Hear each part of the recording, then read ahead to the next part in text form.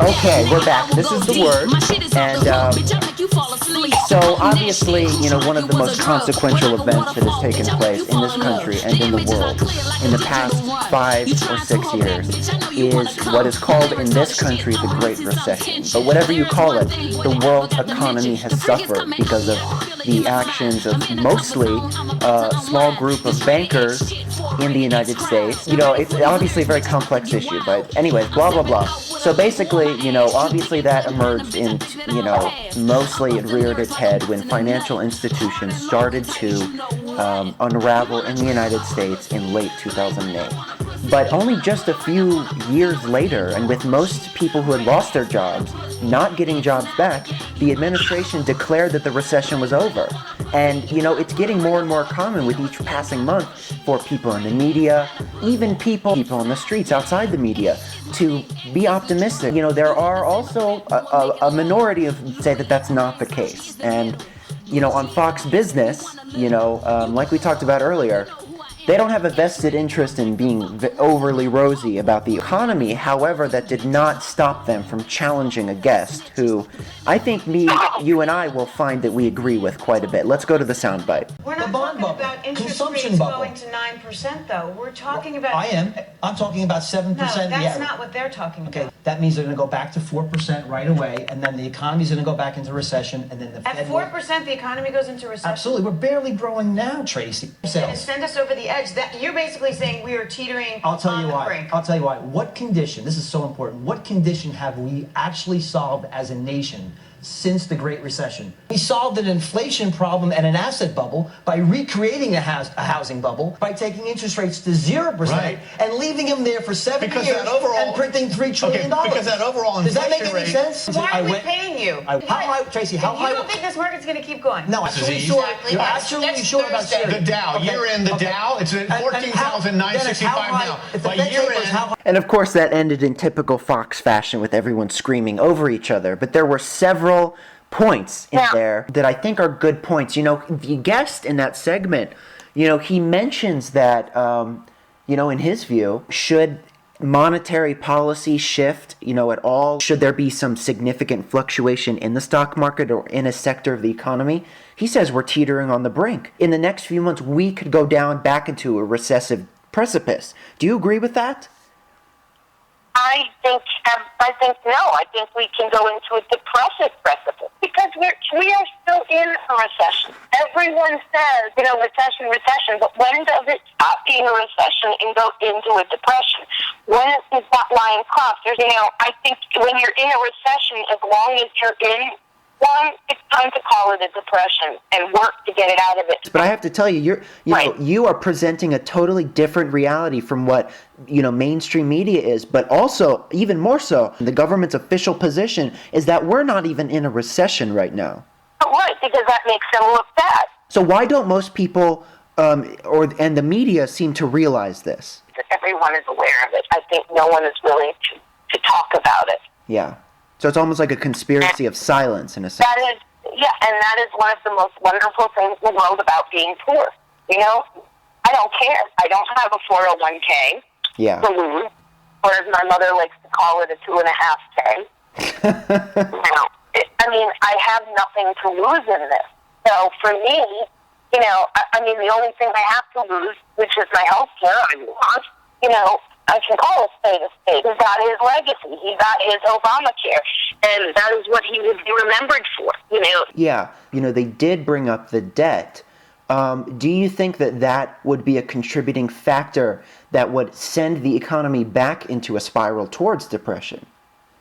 Oh, absolutely. I believe it's either 42 or 48 cents a dollar that we owe China.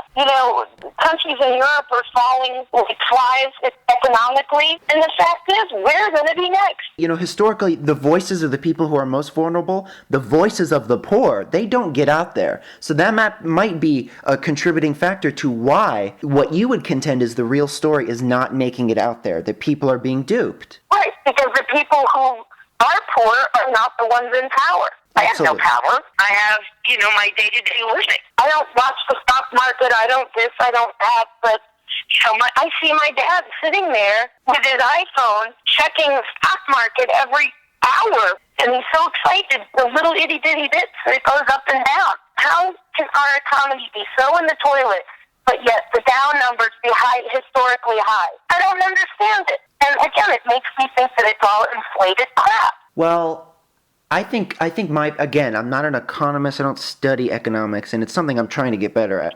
And I'm obviously not a math or a numbers person. But economics is a sister discipline to what I'm studying. It is a social science. And I can say with a completely unqualified voice that I really truly believe that this stock market, when it goes up and down, it's not reflecting, the real state of our economy in real terms as people experience it. This is in some other universe. Power politics between each other, but also companies and like hedge funds and people, trading like futures, and it's very complicated. The stock market was not designed with that type of person in mind. I don't know why people are starting to feel so confident. They feel so insecure in other areas of American policy. But shouldn't all eyes still be on the economy? I would think so. What you hit on is just a perfect point. A lot of people do not understand economics. I know I don't. When the president talks about the economy, I hear blah, blah, blah, blah, economy, and I turn off the TV. Yeah.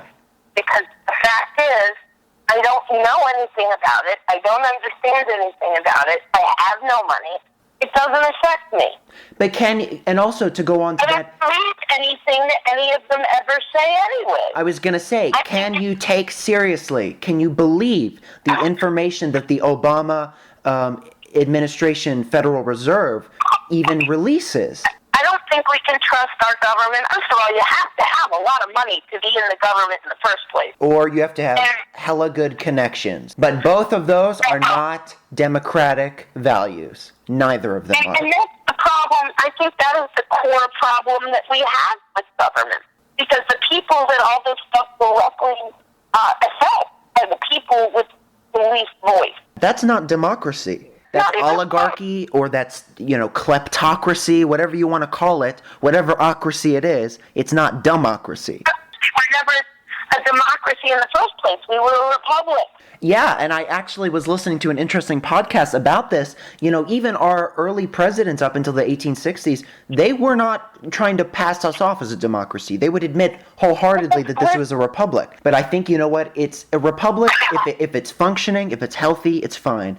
But we have gotten to the point where it's not, that the people select representatives to represent us. It's vested interests, money selects the people who we select, who go to represent us. And that we've become something else. I have been to an election, and every time any friends of mine who have been to elections, as far back as I can think of, it's always, well, who are you voting for? The lesser of the two evils. How about you?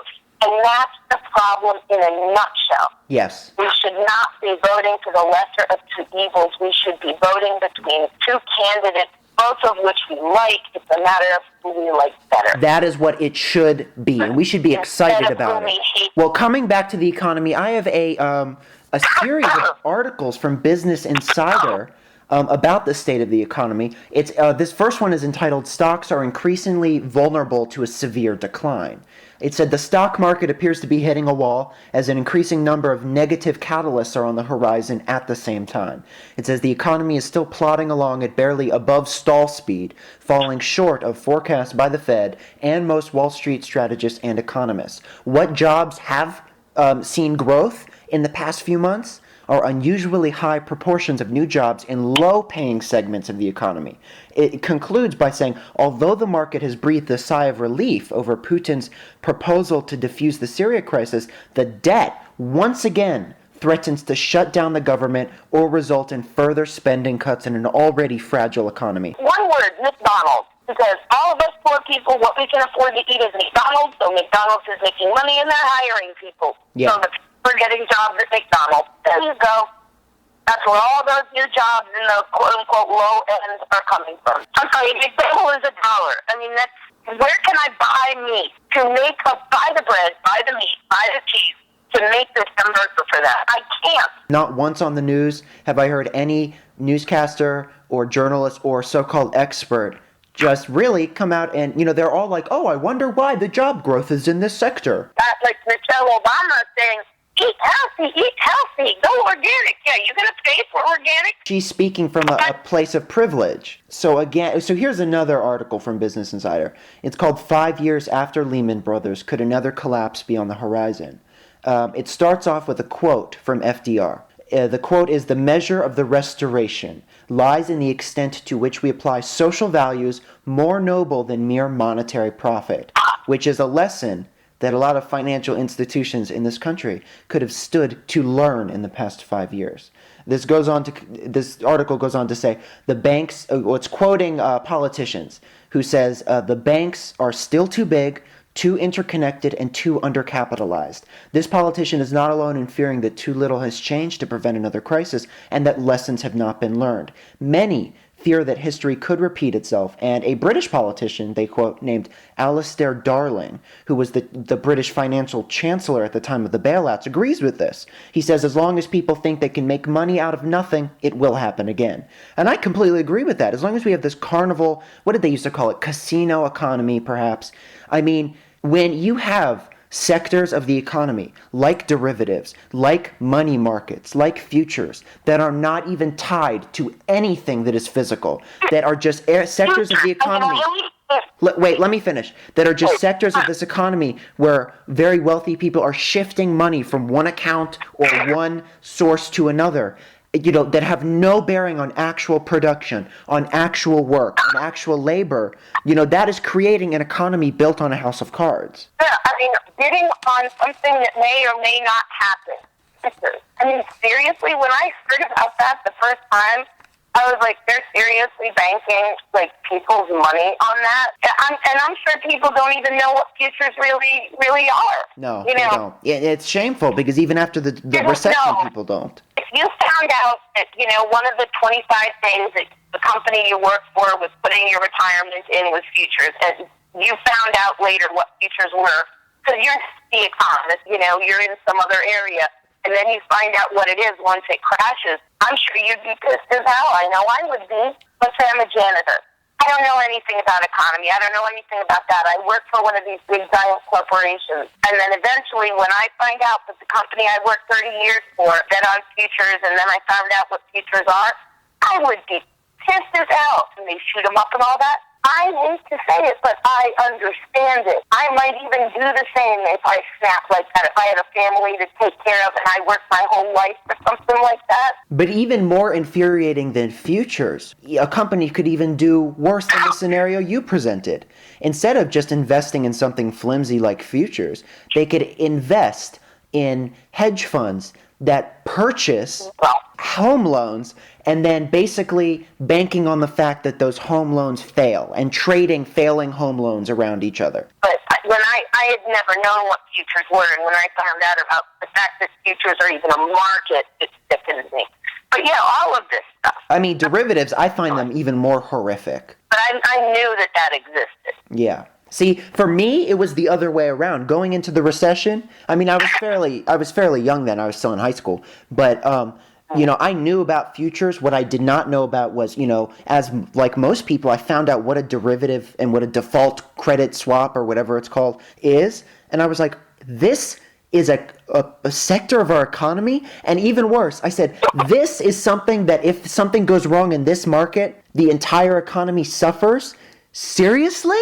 And I don't know why it's just this American principle to just willy-nilly throw your hands up and say, let's just leave it to the market. And why don't we have at least a semi-planned economy? Because if there are real, serious consequences, it's easy. We can't leave it up to chance. For us to throw up our hands so we don't know what we're doing. And again, do I have somewhat of an excuse? Yes. I have no money. What do I care? And I think that's the problem. Too many of us for too long have had that attitude. Yeah. And my father was a banker. He knows what this stuff is. So when he gets mad, I know about it. That's how I know that then it's time to do something. Do I really need to know on my own? Not as much, because I'm around other people who know well enough that they can inform me. Yeah, but most people in your position would not have that. But most people in your position, most people of your economic standing would not have access to those things and just don't know still, you know? Exactly. So this article, basically it concludes by saying, even today, 5 years after the recession, banks are only required to have a 3% capital requirement, which enables them to lend more than 30 times as much money as they actually have. To this day, 2013. The whole thing is just nuts. But, I mean, they control our political system, so that's why. I mean, the fact that we borrowed all this money from China to start our country is fine and good. You can't start something from nothing. That's understandable. But the fact that we let it go doesn't work. If China chose to call in our loan, China would have every right to do it. They do. And you know what? We would go, if the IMF declared some country delinquent on its loans, you know we would be right there condemning them. Why are we giving out money to all these other countries when we are so in debt ourselves? Well, a lot of them are our puppets, you know. Right. Iraq is our puppet. We're basically floating the government of Afghanistan still, you know. I mean, we have our hands in so many cookie jars, and we're not taking the cookies, we're giving them away. I think we can agree that, you know, in wrapping up this conversation, if anything is going to change about the structure of our economy and also our political system in consequence, that we need to get rid of the current elite that we have, because they are running us into the financial, the social, the cultural, and the political ground. But it's never going to happen. Well, no, because it will, because empires don't last forever. So eventually they're going to dig their own grave. It's just a matter of how fast and how long they're able to forestall it. I think it's going to be a lot sooner than a lot other people think. I think within 100 years, this government will not exist. We're going to take a break, and then when we come back, we're going to talk about our final subject, Christine O'Donnell.